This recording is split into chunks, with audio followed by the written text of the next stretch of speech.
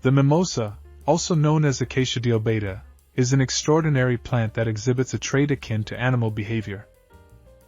Upon tactile stimulation, this remarkable flora demonstrates an intriguing response. It folds its leaflets inward, as if recoiling from contact.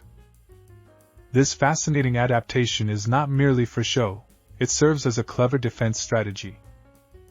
When the mimosa shrinks away, it takes on the guise of a wilted specimen, deceiving potential predators into thinking it's less than palatable.